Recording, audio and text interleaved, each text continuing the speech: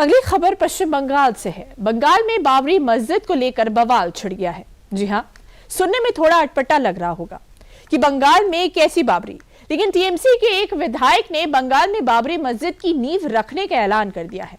तारीख भी तय कर दी है और निर्माण पूरा होने में कितना समय लगेगा ये भी बता दिया है।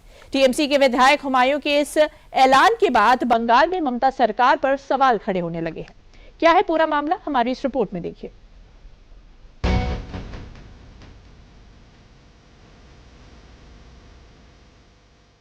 इस पोस्टर को जरा गौर से देखिए। तस्वीरों में बाबरी मस्जिद का ढांचा, पोस्टर में नीचे आधारशिला की तारीख भी है। पोस्टर में साफ साफ लिखा है कि 6 दिसंबर को बेलडांगा में बाबरी मस्जिद का शिलान्यास समारोह होगा। ये पोस्टर पश्चिम बंगाल के मुर्शिदाबाद में लगा है।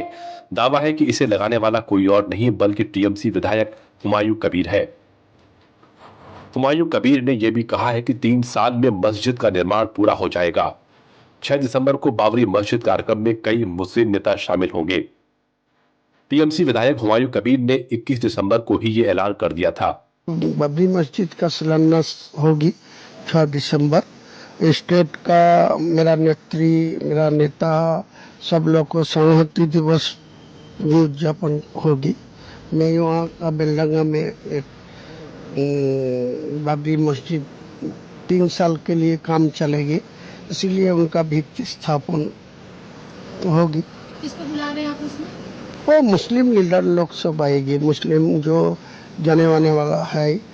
6 दिसंबर वो तारीख है जब साल 1992 में अयोध्या में विवादित ढांचे को कार सेवकों ने ध्वस्त कर दिया था और ममता के विधायक ने भी मुर्शिदाबाद में मस्जिद के शिलान्यास के लिए वही तारीख चुनी है। बंगाल में बाबरी मस्जिद के नाम से एक मस्जिद बनाने के इस ऐलान के बाद अब बंगाल सरकार पर कई सवाल खड़े होने लगे हैं। टीएमसी विधायक बाबरी मस्जिद ही क्यों बनाना चाहते हैं? क्या यह सांप्रदायिक तनाव भड़काने की कोशिश है?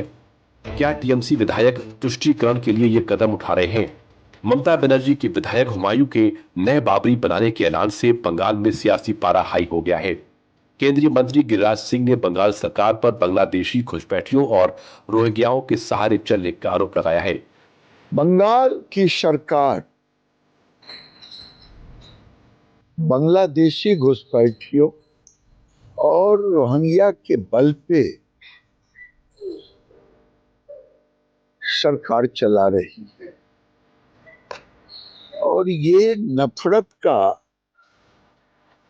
हर वो काम ममता बनर्जी करती है जो संविधान विरोधी और हिंदू विरोधी हो। आज उन्होंने, उनके विधायकों ने जो चैलेंज किया है बाबरी मस्जिद बनाएंगे, ये देश के लिए दुर्भाग्य है। अगर जो अपने को बाबर का औलाद कहेगा, औरंगजेब का औलाद कहेगा, उसे भारत में रहने का कोई अधिकार नहीं। और अगर हमारी सरकार बंगाल में बनेगी, ऐसे अधूरे मस्जिद अधूरे ही रह जाए। अगले साल बंगाल में विधानसभा के चुनाव हैं और चुनाव से पहले सियासी दांव पेच शुरू हो गया है। बाबरी के पोस्टर के भी कई सियासी मायने निकाले जा रहे हैं।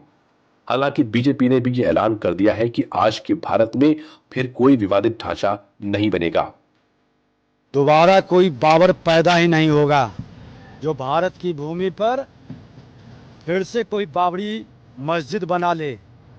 माँ भारती के संतान जग चुका है और अब बाबर का कोई भी औलाद बाबरी मंदिर भारत में नहीं बनाएगा।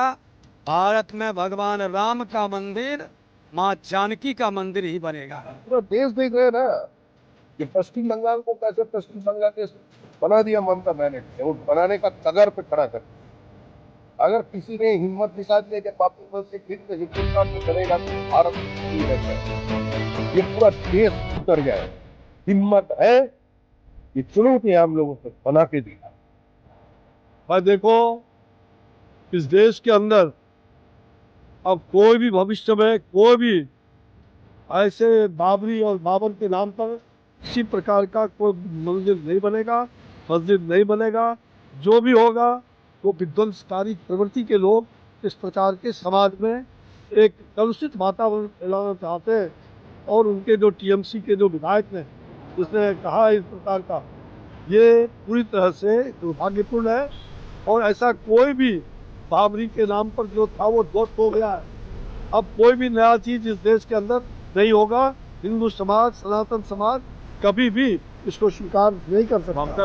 एक तरफ बाबरी बनाने के पोस्टर लगाए गए तो दूसरी तरफ खबर ये भी आई कि मस्जिद के लिए पत्थर गिराने का भी काम शुरू हो गया।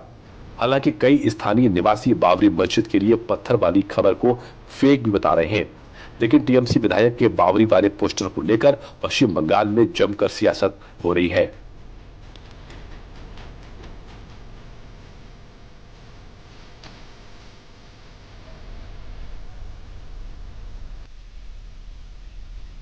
न्यूज़ 360 में आगे बढ़ने से पहले लेते हैं एक विराम।